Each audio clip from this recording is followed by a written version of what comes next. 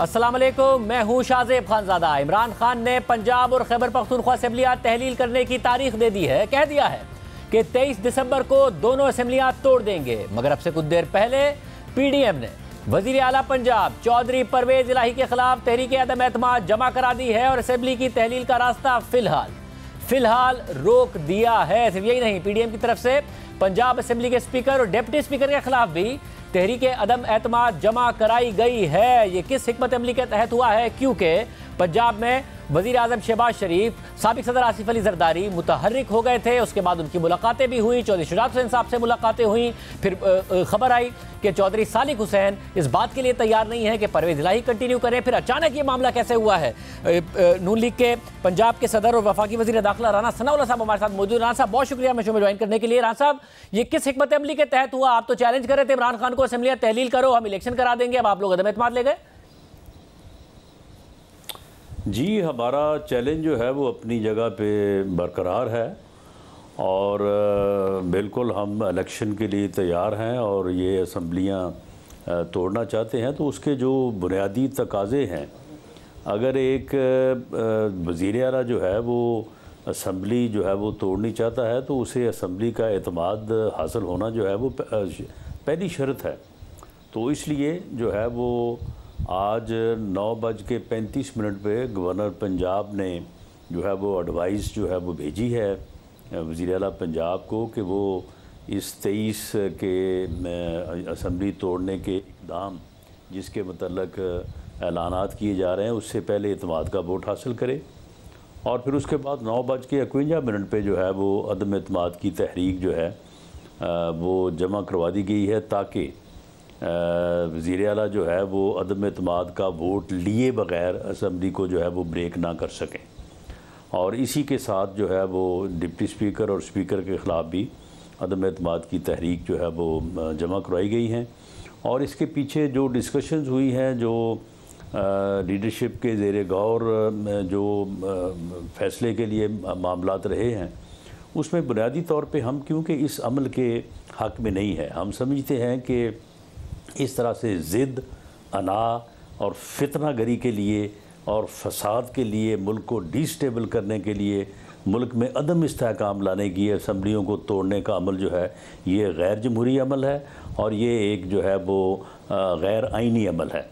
तो कल को अगर हम इनकी इस एक्सरसाइज पे कि कभी ये हफ्ते की डेट दे रहे हैं, फिर उसके बाद 10 दिन की डेट दे रहे हैं, फिर अब जो है वो एक हफ्ते की डेट दे रहे हैं, तो कल को अगर हम इस बात के ऊपर जो है वो इनको हदफ़े तनकीद बनाएंगे या बनाते तो ये सवाल हमारे सामने उठाया जा सकता था कि जी आपने फिर इस अमल में जो है वो इनका साथ क्यों दिया और आपने जो आइनी ऑप्शन आपके पास थे उनको आपने क्यों इख्तियार नहीं किया? क्योंकि इन्होंने ऐसा तो नहीं किया कि कल ऐलान किया तो कल ही जमा करवा देते, मगर बड़ा टाइम था इनके पास। इससे पहले ऐलान किया 26 नवंबर को, उस वक्त जमा करवा देते।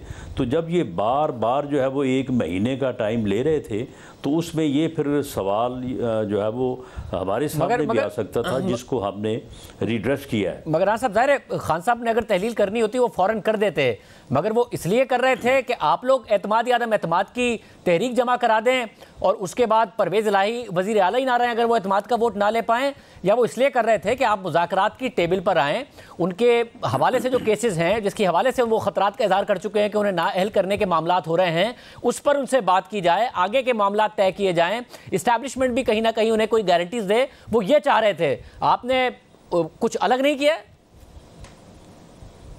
नहीं, देखें शाहज़ेब, मुज़ाकरात करने का ये तरीका तो नहीं होता। यानी जिस किस्म की उन्होंने स्पीच जो है वो परसों की है, फिर कल जो इंटरव्यू वज़ीर आला पंजाब का सामने आया है, तो ये कोई मुज़ाकरात करने वाली बातें हैं? अगर उन्होंने मुज़ाकरात करने हैं तो उनके प्रेसिडेंट साहब जो है वो बीच में काफ़ी दिनों से लगे हुए हैं। तो ये एक बड़ा आसान तरीका था। वो बाकायदा इन तकारीर में जो वो गौहर अफशानी करते रहे हैं और जिस तरह से जो है वो और जो ऊल फलूल उनके मुंह में आता है बोलते चले जाते हैं, तो उसमें ये बात भी करते हैं कि जी मैं मुज़ाकरात के लिए तैयार हूँ और ये मेरे एप्रीहेंशंस हैं, मुझे बैठ के सेटिस्फाई किया जाए और उसके बाद जो है वो आगे बढ़ा जाए, तो बिल्कुल बात हो सकती थी। मगर राज साहब, ये फिर मुख्तसर वक्फे के लिए होगा ना? एतमाद का वोट लेने के लिए उनके पास तादाद मौजूद है, तहरीक इंसाफ के लोग भी मौजूद हैं, काफ लीग भी इस वक्त परवेज़ इलाही के साथ खड़ी है। एतमाद का वोट फेल होगा तो फिर अदम एतमाद के लिए भी स्पीकर उनका है, तो ये मामला तो निमट जाना है 10-15 दिन में। आप कितना खींच लेंगे इस बात को? शाहजेब, इसको खींचने वाली बात नहीं है। मैंने जिस तरह से पहले अर्ज़ किया है कि हमारा वो चैलेंज कि तोड़े असम्बलियाँ और आए मैदान में हम इलेक्शन लड़ने के लिए तैयार है, वो बरकरार है। लेकिन अगर आज भी हम ये काम ना करते इनके बार बार टाइम देने के बाद, तो फिर जब मैं कल ये कहता कि जी ये गैर आइनी अमल है, ये मुल्क को अदम इस्तेहकाम से दो चार करने के का अमल है, ये एक मुल्क दुश्मनी पे मबनी जो है वो इक़दाम है, तो आप ही सबसे बड़ा सवाल उठाते कि जी फिर आपने इस बारे में जो है वो फैसिलिटेट क्यों किया, आपने क्यों आइनी ऑप्शंस आपके पास थे तो आपने वो क्यों इख्तियार नहीं किए। तो ये आर्गूमेंट जो है ये प्रीवेल हुआ है, तो उसके बाद फिर ये फैसला हुआ। ये आर्गूमेंट इसलिए प्रीवेल हुआ है कि आप लोगों से सवाल होता, ये इसलिए हुआ है जो परवेज़ इलाही साहब ने इंदिया दिया कि एस्टैब्लिशमेंट नहीं चाहती है अभी कि सियासी अदम इस्तेहकाम पैदा हो और असम्बलियाँ तहलील हो, ये उसलिए किया गया है। देखें शाहजेब, ये तो हिकमत अमली की बातें हैं ना, ये तो फिर वक्त से पहले इन चीज़ों के ऊपर तो इस तरह से ऑन एयर बात नहीं हो सकती। ये आप देखें अगले 2-4 दिनों में जो है ये सारी चीज़ें सामने आ जाएंगी।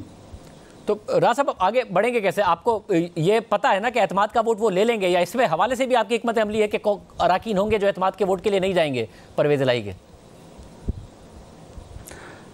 देखें, इस बारे में मेरा कुछ भी कहना जो है वो कबल अज़ वक्त होगा, लेकिन बहरहाल अगर वो असम्बली तोड़ना चाहते हैं इस तरह की यानी एक ज़िद के नतीजे में एक जो है वो एक गैर आइनी अमल करना चाहते हैं, तो फिर कम अज़ कम ये शर्त अव्वलीन है कि वो कम अज़ कम एतमाद तो हासिल करें ना। एतमाद उनको हासिल है तो फिर ठीक है, तोड़ें, बिस्मिल्लाह। तो चौधरी शिराज हुसैन साहब के साथ नहीं खड़ी है पर इस वक्त काफ लीग, उन्होंने कोई गारंटी आपको नहीं दी है इस हवाले से? ये चीज़ें वो हैं जो कि आने वाले 2-3 दिनों में जो है वो इनके ऊपर जो है वो सारी चीज़ सामने आ जाएगी। लेकिन बहरहाल पंजाब असम्बली के अराकीन को ये मौका देना कि भाई ये एक पागल इंसान जो तकारीर कर रहा है, ज़िद कर रहा है, अपनी अना की खातर जो है वो असम्बलियों को कुर्बान कर रहा है, तो आप इस बारे में आपकी क्या राय है? उनको मौका दिया जाना चाहिए था। वो ठीक है, अगर वो भी यही फ़ैसला करते हैं अक्सरियत से, 186 लोग करते हैं, तो फिर ठीक है, फिर तोड़ देनी चाहिए। मौलाना साहब, इसमें तो ज़ाहिर है जो रियल पॉलिटिक्स है वो डोमिनेट करेगी ना, क्योंकि परवेज़ इलाही साहब भी बता रहे हैं कि अक्सरियत जो है पंजाब में पाकिस्तान तहरीक इंसाफ के लोगों की वो नहीं चाहते हैं कि असम्बलियाँ तहलील हो। और ज़ाहिर है हुकूमत है, कौन हुकूमत छोड़ना चाहता है, मगर उस अक्सरियत को पता है कि उन्होंने टिकट इमरान खान से लेना है। अगर इमरान खान साहब का दिया गया टिकट वैल्यू ना रखता होता तो वो आप लोगों के साथ खड़े हो जाते, आपसे टिकट मांग रहे होते, माजी में हो चुका है। अगर आपको अभी भी एतमाद नहीं है कि वो एतमाद का वोट ले पाएंगे या नहीं ले पाएंगे, इसका यही मतलब है ना कि आपको कहीं से कोई गारंटी नहीं है। नहीं, देखें, इसमें इस बात का मैं जवाब इस तरह से तो नहीं दूंगा कि हमें किसी जगह से कोई बात या किसी ने वादा या कोई गारंटी की बात की है या नहीं की है, लेकिन मैं समझता हूँ कि ये मौका तो मिलना चाहिए और ये ऑप्शन जो है ये हमने ही इख्तियार करनी थी।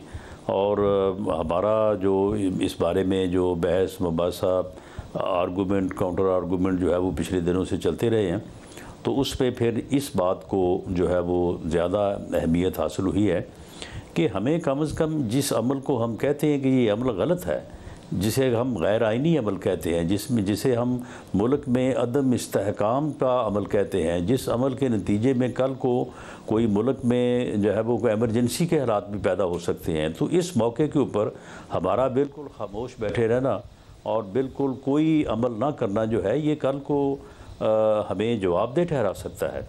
तो इसलिए इन चीज़ों को पेश नज़र रखते हुए जो है ये एक आइनी और कानूनी अमल जो है वो इख्तियार किया गया है। मगर इसमें इस बात का क्या हुआ कि परवेज़ इलाही साहब के लिए आप लोग कोई जगह निकाल पाते हैं क्या? परवेज़ इलाही साहब के तरफ से कोई पॉजिटिव रिस्पांस नहीं आया? क्योंकि उनके मुज़ाकरात तो आगे चले गए। वो तो इंटरव्यू में भी कह रहे हैं कि हमने खान साहब से वाज़ेह तौर पर कहा कि आप हमें क्या देंगे, उन्हें क्या दिया जाएगा, क्या सीट एडजस्टमेंट होगी, उसके लिए तहरीक इंसाफ ने कमेटी भी बना दी है 3 रुकनी। तो आप लोगों के कोई मामला नहीं तय पाए या जो शिराज हुसैन साहब कोई किरदार नहीं अदा कर सके? देखें, मैं इतना ही कह सकता हूँ कि ये सारे मामला जिनका आपने जिक्र किया है, इनके ऊपर बातें हो रही हैं इधर आगे पीछे दाएं बाएं, लेकिन इसमें क्या तय पाया है या क्या तय पाएगा या क्या तय नहीं पाया, ये चीज़ें जो हैं ये अब ये अमल जो है वो अगले 3 से 4 दिन में मुकम्मल होगा। तो मेरा ख्याल है कि हमें उस वक्त का जो है वो इंतज़ार करना चाहिए। दुरुस्त है, चौधरी सालिक हुसैन नहीं माने कि परवेज़ इलाही साहब रहें वज़ीर आला? चले शाहजेब, आप तो आज ही जो है ना वो इन तहरीक का जो जमा कराई उनका रिज़ल्ट आउट कराना चाहते हैं। तो मेरा ख्याल है कि जब तक इसके ऊपर वोटिंग का अमल ना हो तो उससे पहले ये रिज़ल्ट आउट नहीं होना चाहिए। वैसे मगर क्या सॉफ्ट कॉर्नर है इस वक्त नवाज शरीफ साहब में कि हाँ जी परवेज़ इलाही साहब को अकोमोडेट किया जा सकता है या नहीं है? सियासत में हर चीज़ ही जो है वो मुमकिन हो सकती है। सियासत जो है वो मुमकिनात का जो है वो खेल है। मेरी पार्टी की लीडरशिप जो है वो सियासतदान हैं, वो सियासी मामलात को समझते हैं और उनको मुल्की जो है वो मफादात के तहत जो है वो फ़ैसले लेते हैं। उनमें कोई इस तरह की ज़िद नहीं है, कोई पागलपन नहीं है, वो कोई जो है वो इस तरह का अमल करने के कभी भी हक़ में नहीं होते कि जी क्योंकि मैंने ये कहा है और मैं ये चाहता हूँ तो लिहाजा यही होगा। तो इसलिए जो है वो अगर कल के हालात में कोई चीज़ जो है मौजूदा निज़ाम को, सिस्टम को या मुल्क की जो इस वक्त की सूरत हाल है, सबसे बड़ी बात जो है वो मुल्की हालात हैं, तो उसमें कोई चीज़ अगर सूदमंद होती है तो वो ज़रूर इख्तियार करेंगे। अच्छा, मगर अब इसमें मसला ये है कि इतलात यही आ रही थी कि अगर आप ये असेंबलियाँ तहलील हो भी जाती तो स्ट्रैटेजी यही थी कि इंतखाबात होने नहीं हैं, ये जनरल इलेक्शन ही के साथ ही होगा अक्टूबर 2023 में। आप लोग कोई कानूनी रास्ता इख्तियार करने की कोशिश करते, फिर जो मामला है कि मरदमशुमारी होनी है, नई हल्काबंदियाँ होनी है, इसको लेके कोशिश करते कि अदालत से कोई हुक्म लिया जाए। आप लोग तैयार हैं नहीं? आप कह तो रहे हैं कि जी हम तैयार हैं इनका मुकाबला करने के लिए, आप अभी नहीं हैं तैयार इलेक्शन के लिए?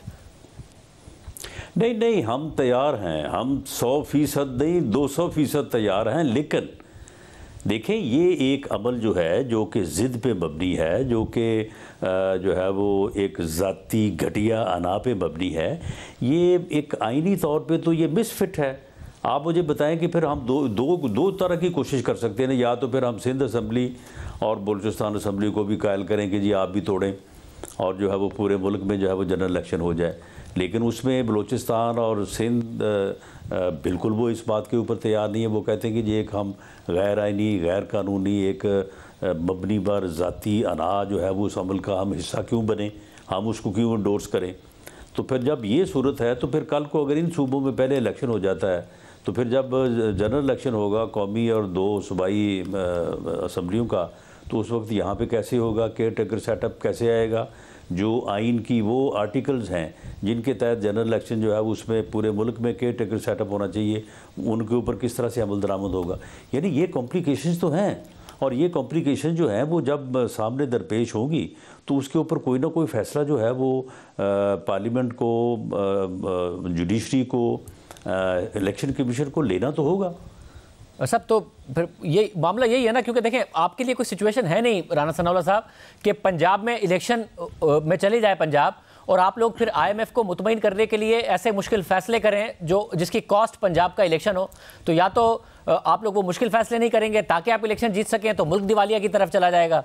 अगर आप वो मुश्किल फ़ैसले करेंगे तो पंजाब आपके हाथ से निकल जाएगा। तो कोई भी सिचुएशन में फिट नहीं हो रहा है कि आप अगले इलेक्शन के लिए जा रहे होंगे अगर इमरान खान साहब ने असेंबलियाँ तहलील कर दी।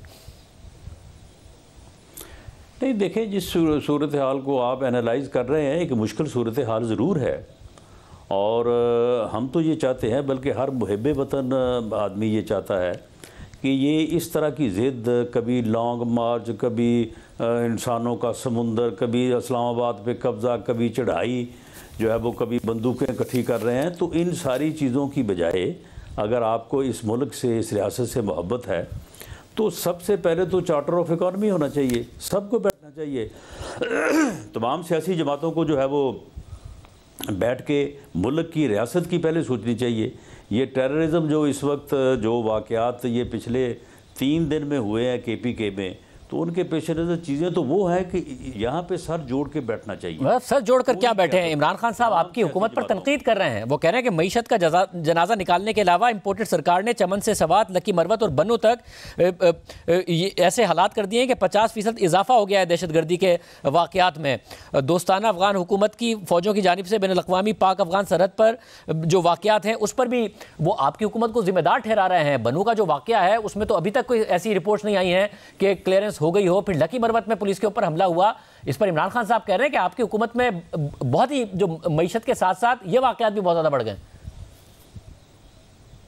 देखें, ये हर जी शऊर, हर इंसान जो है वो, हर पाकिस्तानी समझता है कि ये आदमी जो है ये झूठ बोल रहा है, ये आदमी एक फितना है, ये इस मुल्क में फसाद चाहता है, ये इस मुल्क को जो है वो तबाह करना चाहता है, इसकी मौशत को तबाह करना चाहता है, ये खुदा न खास्ता किसी एजेंडे पे जो है वो काम कर रहा है। ये सारी बातें इसकी गलत हैं। ये बाकायदा कंपेन कर रहा है पिछले 1 महीने से कि मुल्क डिफ़ॉल्ट कर जाए। ये उसके लिए जो है वो बाकायदा कोशिशें भी कर रहा है और साथ साथ जो है प्रोपेगेंडा भी कर रहा है। दहशत गर्दी का जहाँ तक मामला है, दहशत गर्दी का वो एरिया जो फ़ौज के ज़ेरे निगरानी है, वहाँ पे तो रोज़ जो है वो ऑपरेशंस हो रहे हैं और बड़े मौसर ऑपरेशन जो है वो हो रहे हैं। और वहाँ पे कोई ऐसी बात नहीं है कि कोई ये समझे कि शायद हमारी फोर्सेस के जो है वो बस से जो को बाहर बात होती जा रही है। लेकिन मामला ये है कि जो एरिया जो है वो जिसके लॉ एंड ऑर्डर की जिम्मेदारी KPK की हुकूमत है, KPK की हुकूमत तो बैठी है अपना ज़मां पार्क में। KPK तो बंदूकें इकट्ठी कर रही है, हुकूमत इधर इस्लामाबाद में हमला करने के लिए। उनको तो पता ही नहीं है कि ये फ़र्ज़ उनका है और उन्होंने दहशत गर्दी के लिए जो है वो कोई काम करना है। CTD उसका कोई वजूद ही नहीं है वहाँ पे। तो ये सारी जिम्मेदारी जो है वो KPK की हुकूमत के ऊपर और इमरान खान के ऊपर है, जिसको ये इस तरह की चरम ज़बानी करके जो है वो दूसरों के ऊपर डालना चाहते हैं। इसमें नहीं शक कि खान साहब इस मामले पर सियासत करते रहे हैं। 2013 से 2018 तक जब अमन आ रहा था तो वो क्रेडिट वफाकी हुकूमत को नहीं देते थे, अपनी सूबाई हुकूमत को देते थे। अब जब हालात ख़राब हो रहे हैं तो वो सूबाई हुकूमत की जिम्मेदारी नहीं ठहरा रहे हैं, वफाकी हुकूमत को दे रहे हैं। मगर ये मामला होते तो वफाकी और सूबाई हुकूमत की कोऑर्डिनेशन से ही हल हैं, पाकिस्तान की अस्करी क़यादत की कोऑर्डिनेशन से हल हैं। अगर हालात ख़राब हो रहे हैं तो क्या अकेली सूबाई हुकूमत जिम्मेदार हो सकती है, जिस तरीके से अगर हालात की बेहतरी की अकेली सूबाई हुकूमत जिम्मेदार नहीं हो सकती है दहशतगर्दी के मामलात में? देखें शाहजेब, इसका पर अगर आप इसको एनालाइज करें तो देखें जो अमन व अमान की सूरत हाल है, जो वहाँ पे पुलिस के करने के काम है, जो वहाँ पे CTD के करने के काम है, और अगर वो नहीं होते और उनमें अगर बुनियादी तौर पे जो है वो कोताही और गैर ज़िम्मेदारी का मुजाहरा किया जा रहा है, तो उसमें आप फेडरल गवर्नमेंट को किस तरह से ज़िम्मेदार ठहराएँगे? जबकि इनका हाल ये हो कि हम इनको ऑफ़र करते हैं कि जी आप आएँ, वज़ीर आज़म उनको दावत देते हैं कि चीफ़ मिनिस्टर साहब को कि आप आएँ, तशरीफ़ लाएँ और आके बैठें और बैठ के बताएं कि आपको किस किस चीज़ की ज़रूरत है। अगर आपने कुछ एरियाज़ में जो है वो आपने सिविल आर्म फोर्सेस की आपको मदद चाहिए या कोई और मामला है, तो वो मीटिंग में नहीं आते, वो आगे से गालियाँ निकालते हैं कि जी मैं तो नहीं आऊँगा, मैं तो आपको तस्लीम ही नहीं करता। तो फिर ये इस सूरत हाल में सूबाई हुकूमत ही ज़िम्मेदार है और इसमें मैं समझता हूँ कि फेडरल गवर्नमेंट जो है वो अपनी तरफ से कोशिश कर रही है और हमारी तरफ से कोई कोताही नहीं है। सब फिर मुझे साथ में भी बताइएगा, एक और मामला जिस पर बहुत ज़्यादा इशू बनाया गया वो इमरान खान साहब के तोशा खाना का है। ज़ाहिर खान साहब 2018 से पहले ये दावे करते थे, इसराइल के वज़ीर आज़म की मिसाल देते थे कि उसके ख़िलाफ़ किस तरीके से कार्रवाई हो रही है तोहफ़ों की वजह से। खुलफाए राशिदीन की मिसाल देते थे कि किस तरीके से उनसे सवाल होता था और वो अपनी रियाया को, आवाम को मुतमईन करते थे इस हवाले से।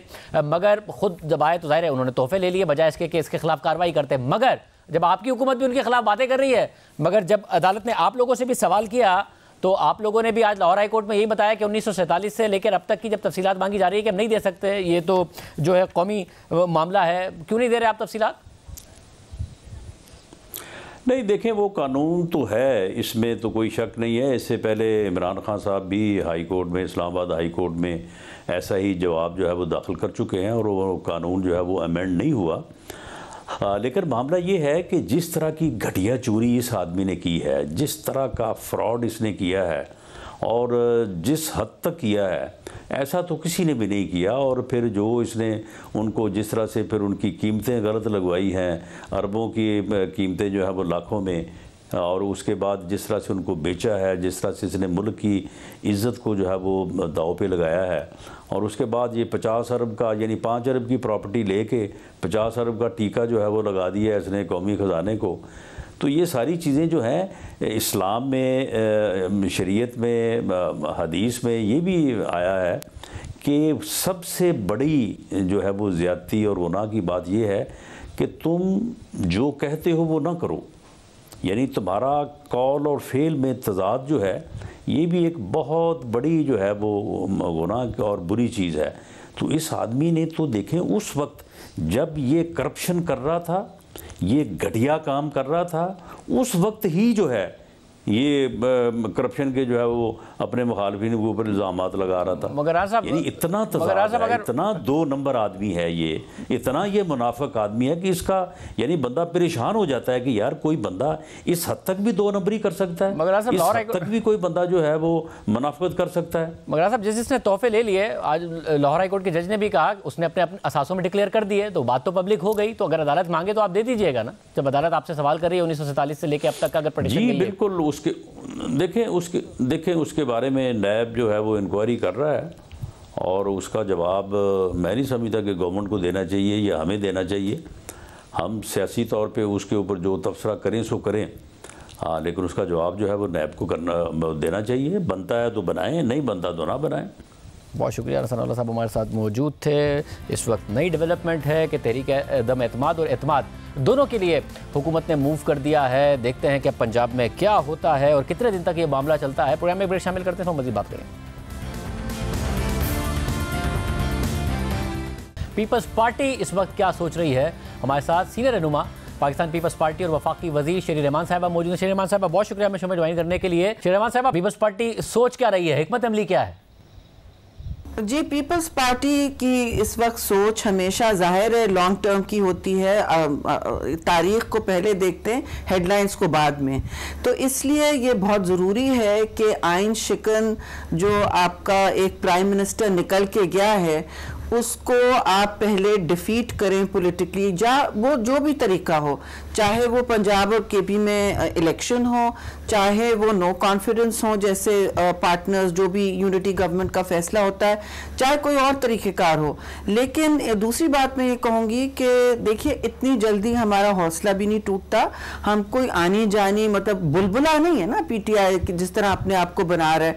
ये पुरानी सियासी तंजीमें हैं और ये पानी का और सियासी गुब्बारा बुलबुला नहीं है। तो जो भी ये करेंगे इंस्टेबिलिटी सहना, अब ये तकलीफ अवाम को दे रहे हैं। जाहिर है इंस्टेबिलिटी के सम्राट किधर सामने आते हैं, आपको मईशत आपकी ख़राब होती है, दूसरी चीज़ों पर असर होता है, पूरी एक नेशनल इकॉनमी पर इसका जाहिर एक शौक होता है।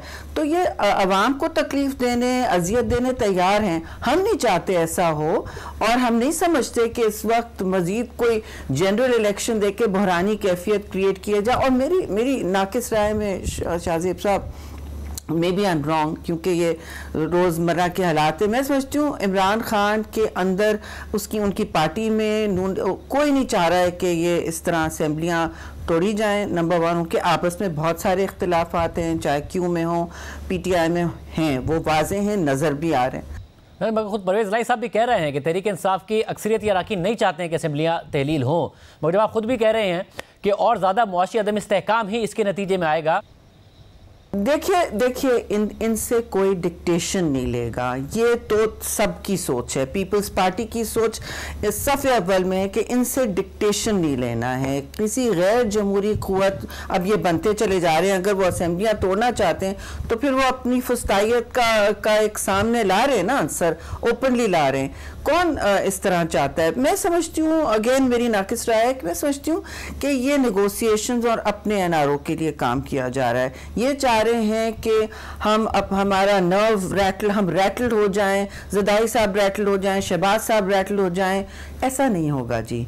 और ये समझते हैं कि दबाव डाल के, चाहे अवाम उसमें जितना भी पिसे, चाहे पाकिस्तान की रियासत उसमें कूड़े में जाए, उनको परवाह नहीं है और हम जाने नहीं देंगे कूड़े में। बात सिंपल सी है। वो चाहते हैं इस वक्त कि जो एक अपनी अना है उसके लिए पहला नंबर वो डिक्टेशन दें सबको। दूसरा, ये नेगोशिएशन टैक्टिक्स भी होती हैं कि दबाव डालें, फिर उनके तो सब बड़े केसेस सामने आ रहे हैं जी, उनका सारा कच्चा छट्टा खुलता चला जा रहा है, हर रोज जो गुजर रहा है उसमें आपने उनकी सूरत हाल देखी है। तो जाहिर है ना शरीफ साहब, अगर खान साहब ने असेंबलियाँ तोड़नी होती या उनकी पहली तरजीह तोड़ना होती तो वो तोड़ चुके होते। जब वो बार बार टाइम देते हैं, इसका मतलब है आप लोगों को रूम देते हैं कि मुज़ाकरात किए जाएं, और वो इस डर का खुद भी इजहार कर चुके हैं कि उन्हें नाअहल किया जा सकता है, उनके खिलाफ केसेस भी मौजूद हैं। तो ये जो रूम है जो वो आपको देते हैं कि आओ मुझसे मुज़ाकरात कर लो, तो ये कोई निगोशिएटिंग पॉइंट हो नहीं सकता है इसमें कि उनसे बात कर ली जाए? देखिए, दो बातें इसमें, एक तो ये बंद गली में है इस वक्त, और इस बंद गली की जिम्मेदारी सिर्फ उन्हीं के सर पे है। उन्होंने अपने ज़ात पर मबनी, अपने ईगो पर मबनी जो फैसले करते चले जा रहे हैं, हकीकत से बिल्कुल बेदार होके, अलग होके, तो उस वजह से यहाँ पहुँचे। दूसरी बात, जैसे आपने कहा कि देखिए, हम पीपल्स पार्टी ख़ास तौर से जमहूरी रिवायात को तोड़ना हम बिल्कुल गलत समझते हैं। तो अगर कोई बात करना चाह रहा है, आप एक तमीज़ से बात करें, आप एक महज़ब माशरे में वापस आएँ, तमीज़ के दायरे में अंदर आए, जिस तरह सियासतदान महज़ब बात करते हैं। आप मोतबर हैं तो हम भी मोतबर हैं, ऐसी कोई बात नहीं है जी। आप ऐसा नहीं हो सकता कि हम चोर डाकू रहें, आप असल चोर डाकू हैं लेकिन अपने आप को मोतबर समझे। तो ये उनके जहन में कन्फ्यूजन ख़त्म हो, ये मशरूत कर देते हैं, कहते हैं जी मैं बात करना चाहता हूँ, अपने लोग भी भेजते हैं, फिर ऊपर से कहते हैं मैं मशरूत कर देता हूँ। तो मतलब उन पर एतमाद करना बहुत मुश्किल है। माजी में भी जब ये हुकूमत में भी थे, हमने हमेशा बातचीत की है। देखिए, पार्लियामान का मतलब ही होता है, लेकिन ये खुद आधा पार्लियामान में तीतर बटेर बने हुए हैं, सेनेट में है, और 2 प्रोविंशियल असेंबलीज में है, नेशनल असेंबली में नहीं है। तो अब ये सख्त कंफ्यूजन का शिकार हैं, अपनी अनापरस्ती का शिकार हैं, और इनके लिए एक सियासी बंद गली इनके लिए बहुत मसले दे रही है। मगर शेख साहब, अगर उनके पास कोई सूबाई हुकूमत ना होती तो शायद उनका बंद गली में होना आपके लिए नुकसान देना होता। तो मसला सिर्फ उनके लिए तो नहीं है उनका बंद गली में होना, आप लोगों के लिए भी तो मसला बन सकता है, आपकी हुकूमत के इस्तेहकाम के लिए भी तो मसला बनेगा। मसला ये है कि ये अब निगोशिएशन के इनके पास हाथ में कार्ड्स नहीं है, पत्ते नहीं बचे। असल इशू ये है, they have no cards left, और ये समझ रहे हैं कि दबाव डाल डाल के मुल्क को झोंक के इन मुश्किल हालात में और झोंके लोगों को इंस्टेबिलिटी की तरफ, और इकोनॉमिक क्राइसिस क्रिएट हो, इक्तिसादी पहिए जैम कर दें, जो हो जाए। अब इनसे पूछें कि ये CTD अटैक उनके डिपार्टमेंट में खैबर पख्तूनख्वा, वो बंदूकें देते हैं प्रोटेस्टर्स को, अपने वहाँ काउंटर टेररिज्म डिपार्टमेंट का हशर क्या किया हुआ है उन्होंने कि वो उनके पास बंदूकें हैं, उनके पास इक्विपमेंट है, उनके पास दफातर हैं, क्या है उनके पास? उनके IG से पूछें उनका हाल क्या है। इन्होंने ये हशर जो किया है, जिस सूबे पर इनकी हुकूमत और हुक्मरानी मुकम्मल है, उसका तो हाल आप जाके देखिए। अल्लाह हाफिज है, और मुझे अफसोस होता है। मगर वो इसकी जिम्मेदारी भी वफाकी हुकूमत पर डाल रहे हैं कि ना मईशत संभाल पा रही है वफाकी हुकूमत, ना ही दहशतगर्दी पर काबू कर पा रही है वफाकी हुकूमत। अच्छा जी, वही तो इनका तो तरीका ही सीना जोरी है जी, बड़ा मतलब यूनिक तरीका है। ये मतलब शर्म भी नहीं आती है कि ये खासियत है, और ये फुस्तायत की खासियत है कि शर्म कभी भी नहीं आती। कहते हैं ये तो ठीक है, हमने तो किया ही नहीं।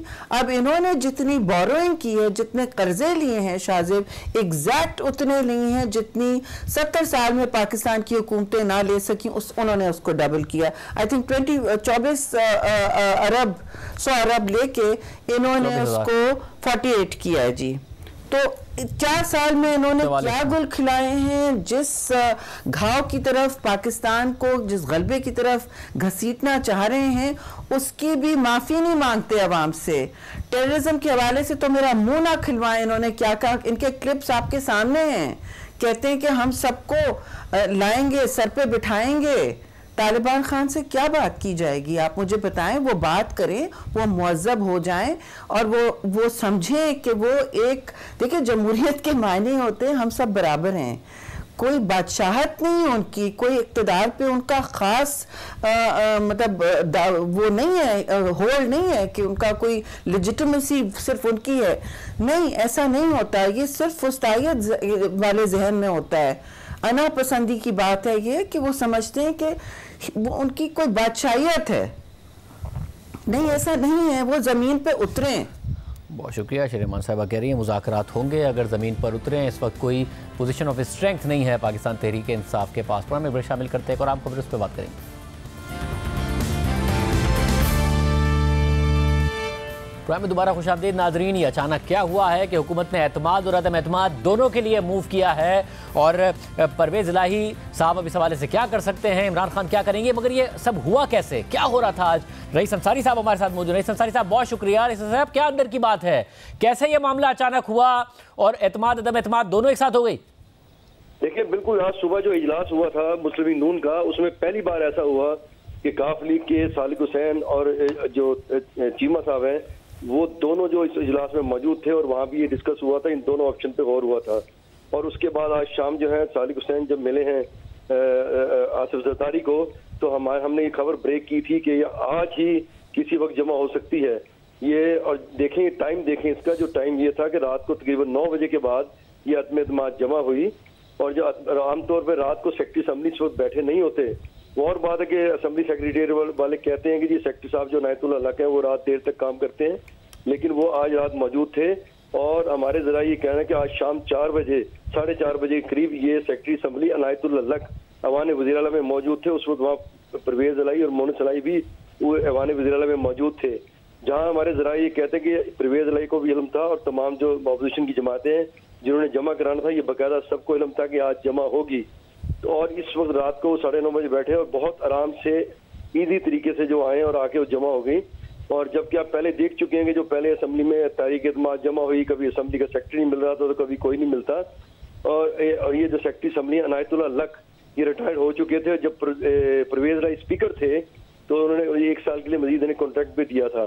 तो ये आज जो अचानक रात को जमा हुई, और गवर्नर ने भी तकरीबन 8:30 बजे के बाद वज़ीर आला को कहा कि वो एतमाद का वोट लें। अब जो तहरीक एतमाद जमा हो गई है, और उसमें अब आपको पता है कि इसमें जो लॉ है इसमें वज़ीर आला जो है वो गवर्नर को एडवाइस नहीं भेज सकता। तो हमारे जरा ये कहते हैं कि जो आज सारा दिन इजलास जारी रहे, तो वो तमाम ये जो परवेज़ इलाही भी और तमाम अपोजिशन जमातें जो सब ऑन बोर्ड थे, सबको ये पता था आज जमा होगी।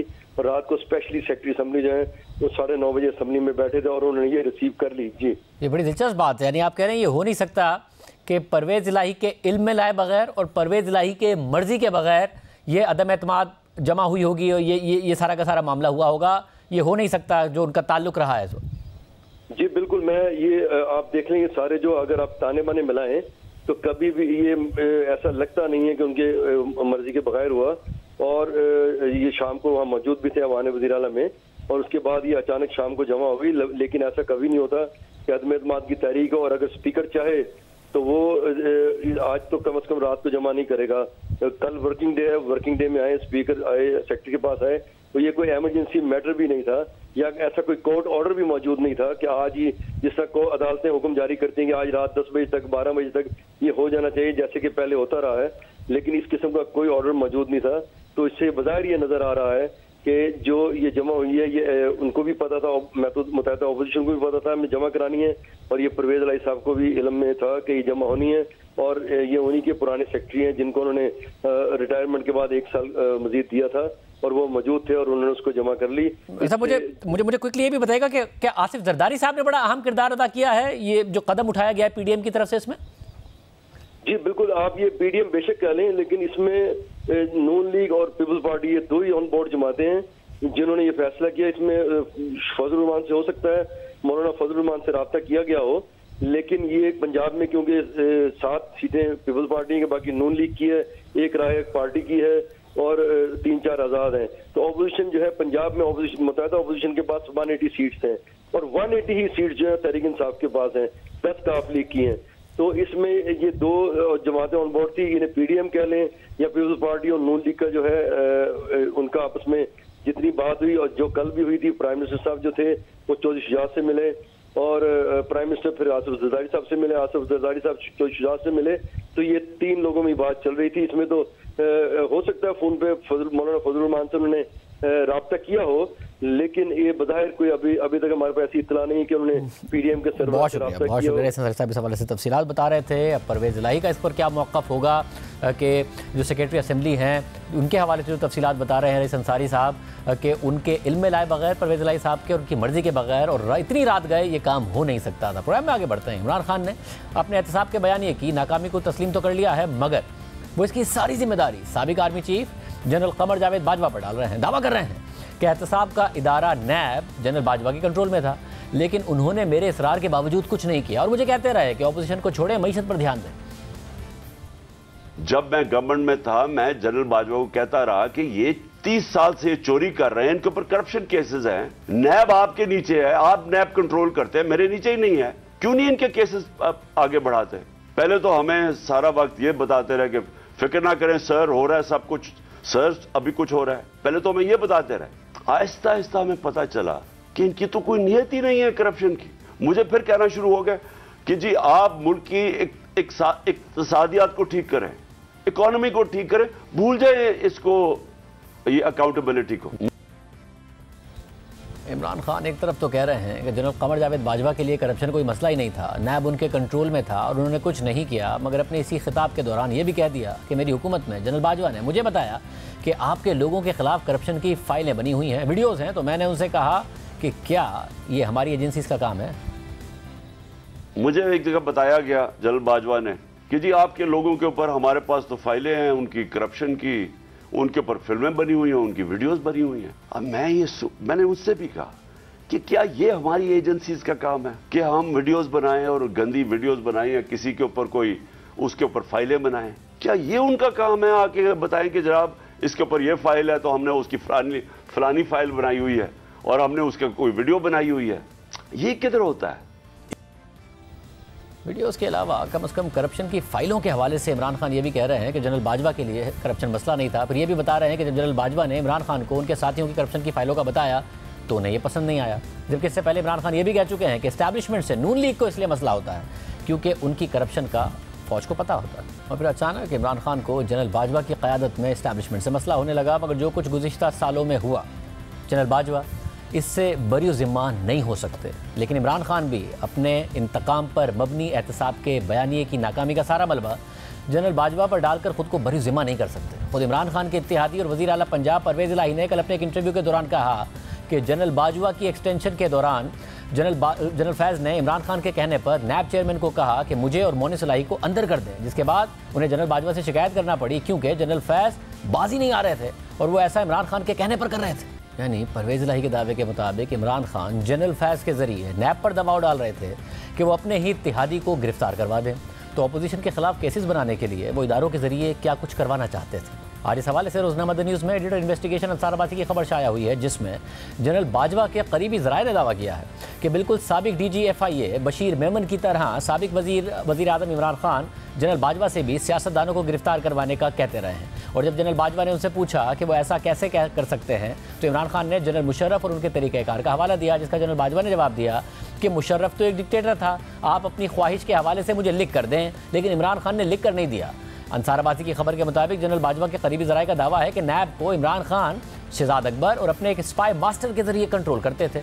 अब आम बात यह है कि उस वक्त इमरान खान के स्पाई मास्टर DG/ISI जनरल फैज़ हमीद थे, जिनके हवाले से कल परवेज़ इलाही ने दावा किया कि वो इमरान खान के कहने पर नैब के ज़रिए उन्हें गिरफ्तार करवाना चाहते थे। तो अंदाज़ा लगाइए कि इस मुल्क में करप्शन और एहतसाब के नाम पर क्या सियासी खेल खेला जा रहा था। सिर्फ यही नहीं, जब नए DG/ISI की तैनाती के बाद वो इमरान खान से उनके दफ्तर मिलने गए तो इमरान खान ने DG/ISI जनरल नदीम अंजुम से पूछा था कि उनके लिए पाकिस्तान का सबसे बड़ा मसला क्या है, तो उन्होंने जवाब दिया कि मईशत सबसे बड़ा मसला है, मगर इमरान खान ने कहा कि नहीं, ऑपोजिशन सबसे बड़ा मसला है। इस मुलाकात का एतराफ़ खुद DG/ISI lieutenant general Nadeem Anjum भी कर चुके हैं।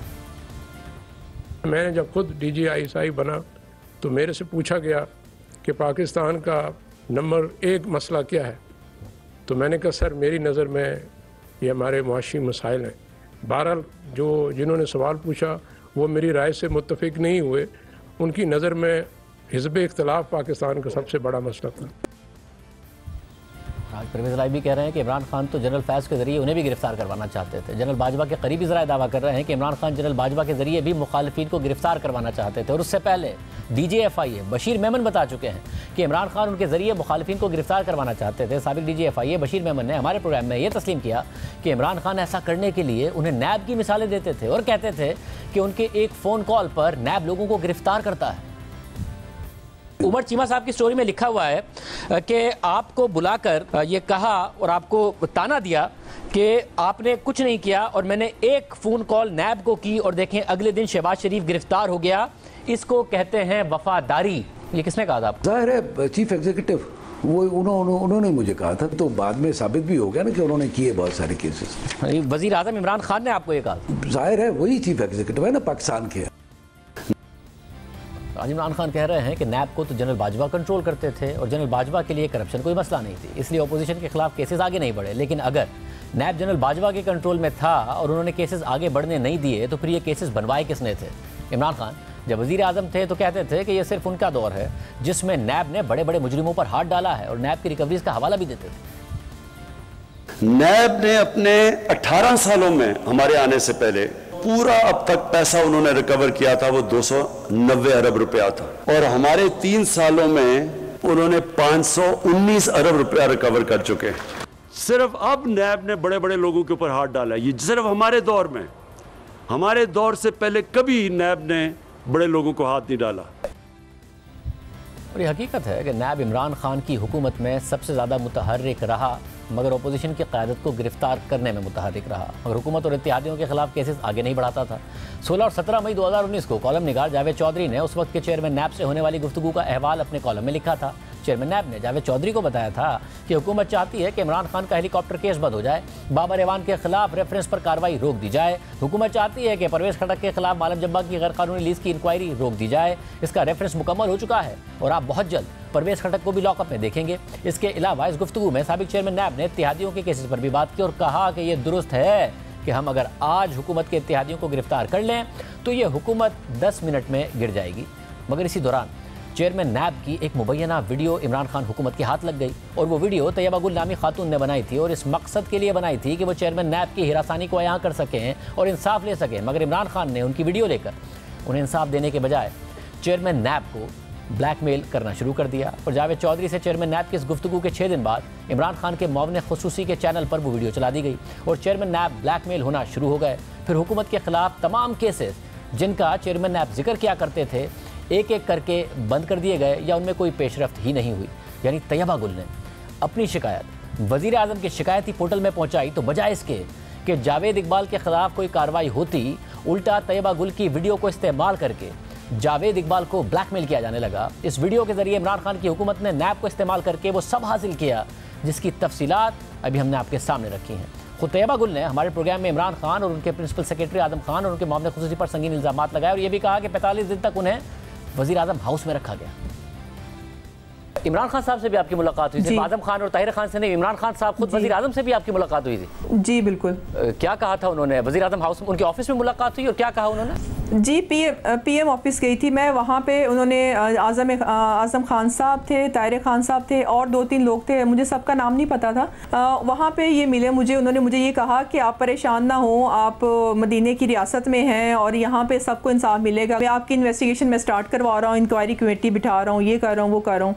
और बारहा यकीन दहाने के बाद ये हुआ कि मेरी वीडियोस का फ़ायदा इन्होंने उठाया, अपोजिशन को ब्लैकमेल किया या जैसे भी इन्होंने अपने केसेस बंद करवाए वो सब आपके सामने है।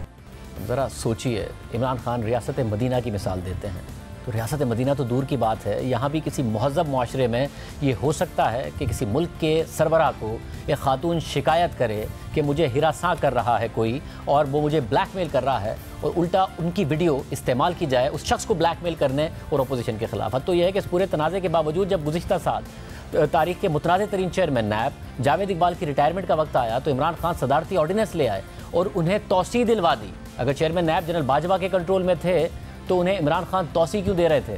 इमरान खान का दौर इतना मुतनाज़ था कि इमरान खान समेत हुकूमती रहनुमा नैब की गिरफ्तारियों की पेशगोई करते थे और फिर बाद में वो गिरफ्तारियाँ हो भी जाती थी और फिर उनका क्रेडिट भी लिया जाता था। इमरान खान की हुकूमत आते ही मौजूदा वज़ीर आज़म शहबाज शरीफ गिरफ्तार हुए तो इमरान खान ने पेशगोई की कि मुख्तलिफ सियासी रहनुमाओं की भी बारी आने वाली है।